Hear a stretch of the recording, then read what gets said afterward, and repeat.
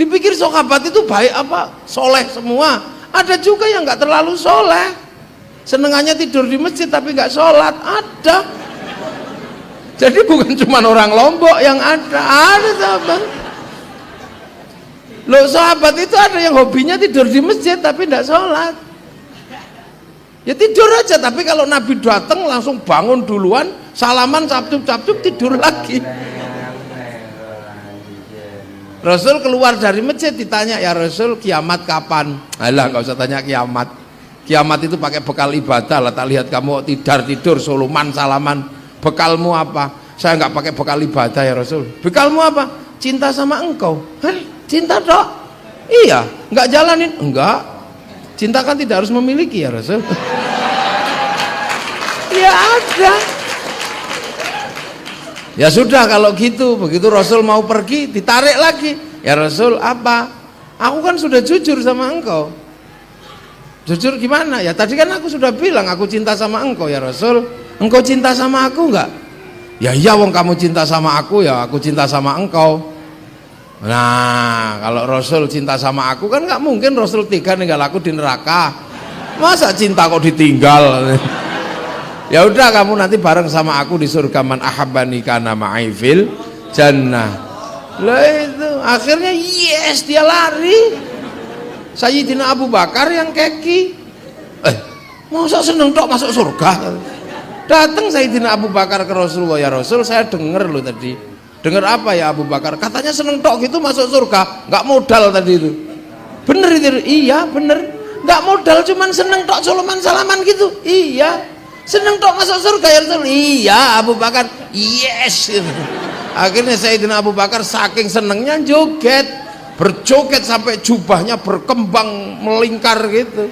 Ini yang akhirnya jadi manhaj tarekohnya Sayyid Jalaluddin Rumi, namanya tarekoh Maulawiyah, yang akhirnya sekarang banyak dikenal dengan nama tari sufi. Itu dari situ. Biasa aja, sahabat itu enak. Jadi sampean jangan membayangkan zaman Rasul itu terus serem kayak orang sekarang gitu. Ini serem karena nggak tahu. Sahabat biasa aja, iseng gitu, biasa. Jadi banyak sekali keanehan-keanehan sahabat itu, macam-macam. Nah kita ini kadang tahu ceritanya, ya silahkan ambil yang mana. Quran zaman sahabat ya nggak ditulis, wong sahabat apal Quran, tapi sahabat begitu tinggal Rasul nulis Quran, tapi Qurannya sahabat ini Qurannya orang pinter, cuman lungkek-lungkek kayak cacing gitu aja. Maka tabi'ut tabi'in nggak bisa baca karena memang gitu. Akhirnya dititik-titik sama Abul Aswad Ad-Du'ali, nun titik atas, bak titik bawah, tahun 65 Hijriah. Sewebar lagi nggak bisa dibaca karena titik-titik no nggak cukup. Maka 150 Hijriah dikasih harokat, dikasih syakal. Yang kasih syakal Syekh Khalil bin Ahmad Al-Farahidi. Disebar lagi yang baca Quran lidahnya macam-macam. Yang Andalusia wadduha jadinya wadduhe. Yang orang Turki mustaqim, yang orang Padang lakanui. Yang orang Jawa alhamdu, ya hayu ya qayyum, ya kayuku ya kayumu. Rabbil alamin, rabbil ngalamin. Enggak punya dot, punyanya lo, maka Ramadan keluarnya Romlan. Nah ini. Nah orang Bali nggak bisa bilang tok, bilangnya tok. Sirotol ladina nam talim makedu alaihim maladolin. Orang Lombok ya mirip sama orang Bali. Orang Bugis nggak bisa bilang ain, bilangnya jadi jadi en. Makanya alaihing Abdurrahman berdua mang itu orang Bugis. Mau kemana? Ke Ban. Ambil apa? Ngambil uan. Untuk apa? Bayar hutan.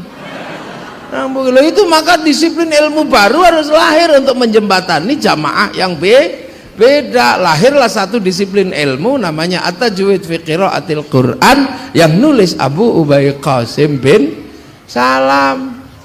Baru setelah itu orang bertanya, lah Rasul dulu ngomong apa saja?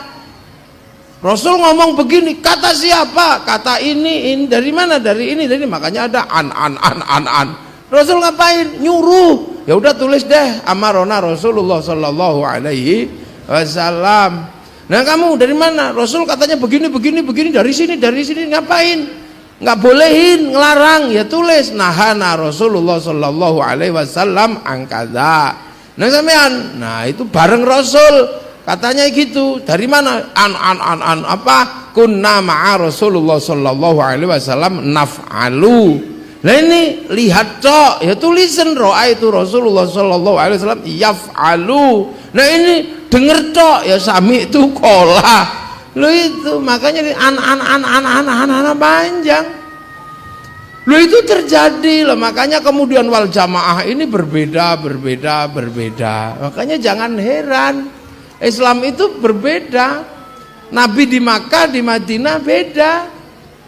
Nabi di Arab nggak ketemu sama orang Cina, sahabat.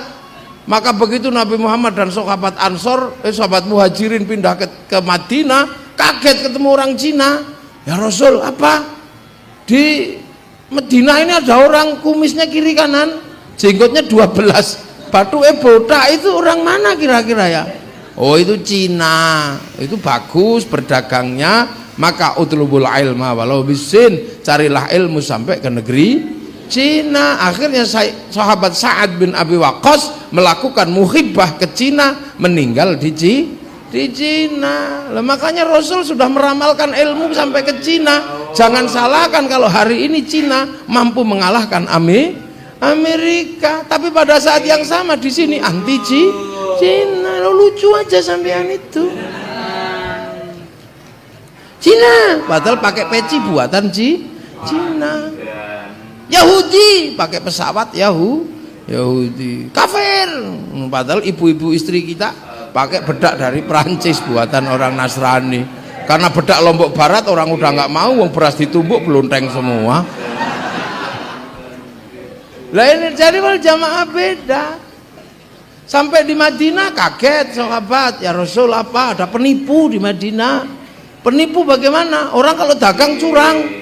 Oh itu Yahudi biasanya. Kamu kalau ketemu orang Yahudi cirinya 3. Walaupun tua rambutnya putih, walaupun tua giginya utuh, walaupun tua nggak punya jenggot. Kok bisa begitu ya Rasul? Ya itu orang Yahudi, iseng dia. Kan dulu umatnya Nabi Musa mau dicabut nyawanya sama malaikat Israel. Malaikat Israelnya ditempiling, tuak pecah kepalanya. Tapi karena malaikat yang balik lagi celing gitu. Sampean baca tafsir Ibnu Katsir, ada di situ. Lapor sama Allah, ya Allah itu siapa mau tak cabut nyawanya kok saya malah ditempiling. Oh jangan macam-macam orang itu Musa. Jangankan kamu, aku aja pernah ditantang sama dia.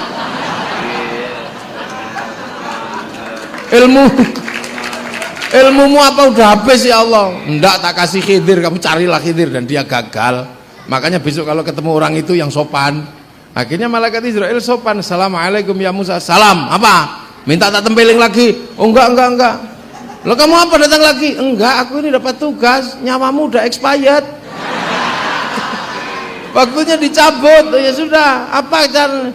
Enggak, temanku bilang rambutmu sudah putih, gigimu sudah rontok, jenggotmu sudah semrawut. Oh ya sudah kalau itu cabutlah, maka dicabut but gitu. Lah umat Yahudi, umatnya Nabi Musa mikir, Nabi Musa dicabut nyawanya karena giginya rontok, rambutnya putih, jenggotnya semrawut. Maka akhirnya orang Yahudi punya kebiasaan nyemir rambut, memperbaiki gigi, nyukur jenggot supaya kalau malaikat Israel datang, oh belum waktunya, kan gitu maunya. Loh, maka sampai urusan lihyah zaman Rasulullah itu untuk menyelisihi orang Yahudi. Makanya ulama gak ribet masalah jenggot. Ribut jenggot gara-gara Kiai Said mengatakan orang berjenggot panjang itu goblok. Ya memang iya. Lo kan ada asbabnya. Sebabnya apa coba kalau sampai pengen tahu? Di Jawa itu kan ada Wali Songo, penyebar Islam. Tiba-tiba ada orang mengatakan Wali Songo, gak ada. Wali Songo fiktif, itu dongeng. Yang ngomong gitu namanya adalah Zainal Abidin, jenggotnya panjang segini. Wali Songo gak ada. Ada Basalama, ada apa, semuanya jenggotan. Akhirnya Kiai Said, dasar orang kalau jenggotnya panjang goblok. Maksudnya yang mengatakan Wali Songo nggak ada, jenggotnya panjang itu goblok. Akhirnya dia balas, Kiai Said yang goblok. Penerus Wali Songo kok berani mengatakan orang berjenggot itu goblok, padahal seluruh Wali Songo itu berjenggot. Lah katamu kemarin nggak ada, kok sekarang Wali Songo ada dan berjenggot, kan itu aja. Cuman akhirnya oleh ya itu tadi digoreng sana goreng sini, wong sekarang banyak orang kemana-mana bawa bimoli, goreng daging ayam, daging sapi, daging ikan, goreng aja loh ini loh. Ya itu kan ada. Sahabat sampai di Madinah ketemu sama orang Romawi. Orang Romawi jualan utamanya komoditas paling mahal di Arab itu jubah. Cuman jubah Romawi kalau dipakai ada korsetnya, sehingga begini kalau pakai metiti gini. Terus jubahnya panjang, harus ada yang bawakan di belakang. Lah akhirnya orang kalau pakai jubah Romawi itu sombong, maka disuruh motong sama Nabi. Disitulah awalnya isbal itu di situ. Makanya kiai nggak ribut isbal. Lah ini yang kadang orang itu ketemu setelah pisah, itu masih wal jamaahnya Rasulullah. Lah apalagi wal jamaahnya kayak kita ini. Setelah dari Makkah ketemu jamaah mana? Jamaah Persia. Orangnya menyembah api. Yang datang ke sana Sayyidina Ali. Ketemu orang Persia penyembah api. Sayyidina Ali nggak olok-olok. Sampai akhirnya Raja Majusi namanya Rustum tertarik dengan Sayyidina Ali, ngambil menantu Sayyidina Husain. Akhirnya Sayyidina Husain diambil menantu Raja Persia namanya Rustum itu. Lahir Sayyid Ali Zainal Abidin. Karena Sayyidina Husain menjadi menantu orang Persia, akhirnya orang Persia masuk Islam. Lah orang Persia itu menyembah api.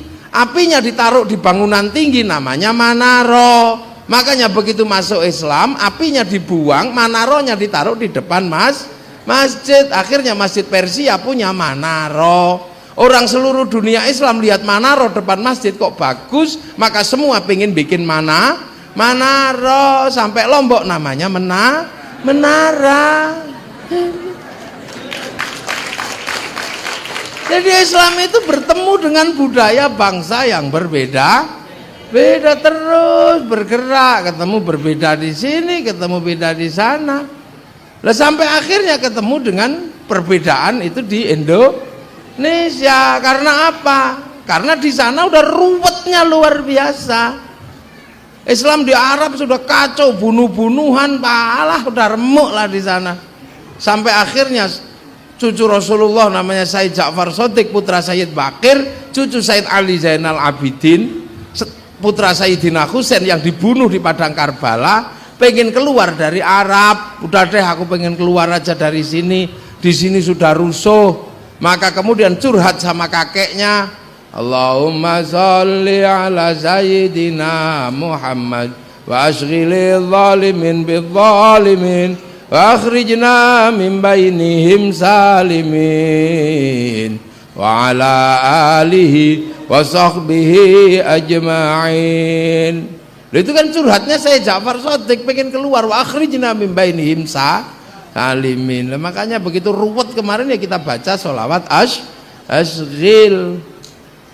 Lah terus akhirnya sampailah pelan-pelan sampai di Jawa sana, namanya Sayyid Jamaluddin Al-Husaini Al-Kabir. Sampai di sana. Nah, Sayyid Jamaluddin Al-Husaini Al-Kabir punya putra namanya Sayyid Sayyid Ibrahim Asmoro Kondi, punya murid, punya anak namanya Sunan Ampel. Lah Sunan Ampel punya murid namanya Datuk Ribandang, turun ke Lombok. Nah, di sini diajar sholat 5 waktu nggak bisa, maka cuma diajar 3 kali sholat. Lahirlah Islam betul telu di Sasak. Setelah itu beliau pindah ke Gunung Bawah Karaeng di sana, di Bugis sana, menyebarkan Islam di kawasan sana. Loh, makanya dulu di sini juga banyak orang alim. Karena apa? Kedatangan murid-murid para wali. Itu aja kok susah memahaminya. Nah, setelah Islam datang di sini, Nusantara sudah penuh kebaikan. Nusantara sudah penuh kebaikan sebagai sebuah negara, sebagai sebuah bangsa.